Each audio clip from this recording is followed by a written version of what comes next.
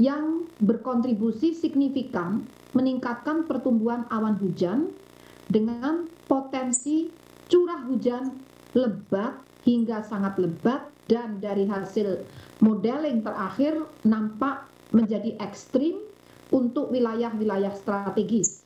Dan inilah perkembangan yang kami sampaikan, adanya peningkatan intensitas mencapai ekstrim untuk wilayah-wilayah strategis. Kemudian terpantaunya pusat tekanan rendah di Australia yang dapat membentuk daerah pertemuan angin di sekitar wilayah Indonesia bagian selatan ekuator yang dapat meningkatkan potensi pertumbuhan awan hujan signifikan di sekitar wilayah yang dilewatinya, mulai dari Jawa hingga Nusa Tenggara. Dan yang terakhir, sementara itu fenomena seruakan udara dingin dari dataran tinggi Tibet dan arus lintas ekuatorial dalam beberapa hari terakhir masih terus aktif terjadi, walaupun intensitasnya mulai melemah dibandingkan beberapa hari lalu. Meskipun demikian, kondisi tersebut masih dapat berkontribusi terhadap peningkatan pertumbuhan awan hujan di wilayah Indonesia bagian barat dan selatan ekuator. Berdasarkan hasil analisis dinamika atmosfer dan pemodelan cuaca secara numeris, akhirnya BMKG memperkirakan adanya potensi peningkatan curah hujan mulai tanggal 30 hingga 31 Desember di beberapa wilayah di Indonesia. Saya persilakan gambarnya ya. Ini kita lihat, coba dilihat di gambar ta sebelah kiri bawah. Mungkin bisa dinaikkan dikit biar kelihatan. Ibu bapak yang saya hormati, itu petanya bisa dilihat. Nah, oke. Dari peta ini ibu bapak perlu mewaspadai yang warnanya merah. Harusnya kewaspadaan mulai dilakukan ketika warnanya kuning, apalagi berkembang menjadi orange, merah, dan yang paling parah itu yang berwarna pink. Yang berwarna pink itu adalah menunjukkan curah hujan dengan intensitas bisa melampaui 150 mm dalam waktu satu hari.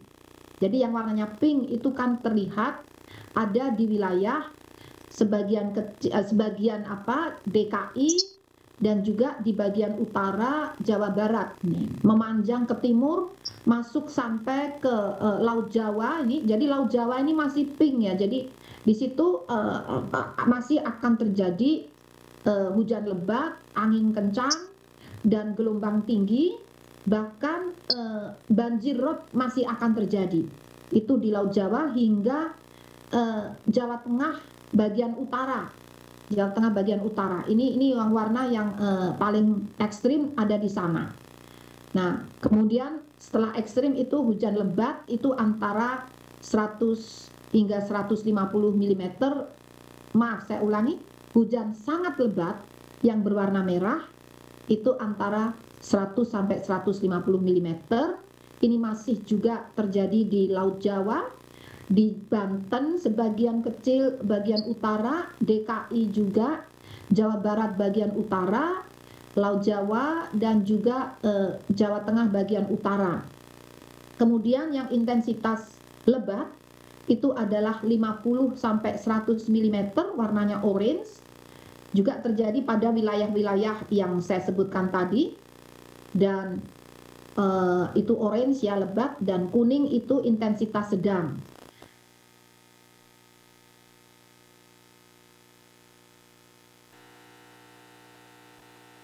Nah, untuk area di Jawa lainnya, terutama di selatan ya, selatan itu kebanyakan hijau ya.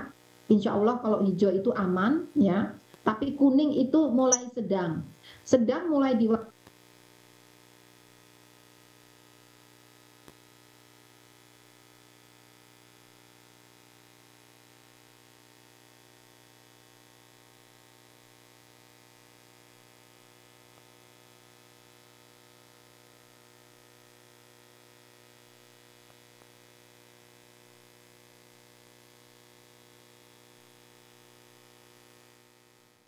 Ya itu dia saudara keterangan dari Kepala BMKG Dwi Korita yang menyatakan bahwa perakiraan curah hujan Pulau Jawa pada tanggal 30 hingga 31 Desember 2022 akan terjadi peningkatan curah hujan. Potensi hujan lebat diantaranya adalah Banten bagian barat, DKI Jakarta bagian selatan, Jawa Barat bagian selatan, DKI Yogyakarta, Jawa Tengah bagian selatan, Jawa Timur bagian selatan.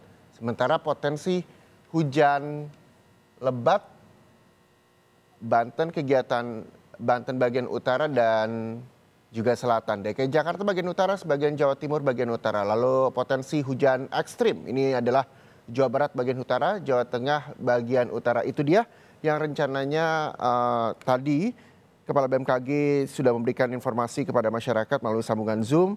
Terjadi peningkatan curah hujan pada tanggal 30 hingga 31 Desember 2022. Untuk itu masyarakat terus diimbau agar berhati-hati dan ketika memang tidak perlu keluar rumah diharapkan untuk tetap berada di rumah saja. Dan kami juga masih akan mencoba ini untuk menyajikan informasi terkait dengan cuaca ekstrim, prediksi dari BMKG periode pergantian tahun di mana BMKG juga memberikan informasi terkait dengan cuaca ekstrim yang terjadi di Pulau Jawa.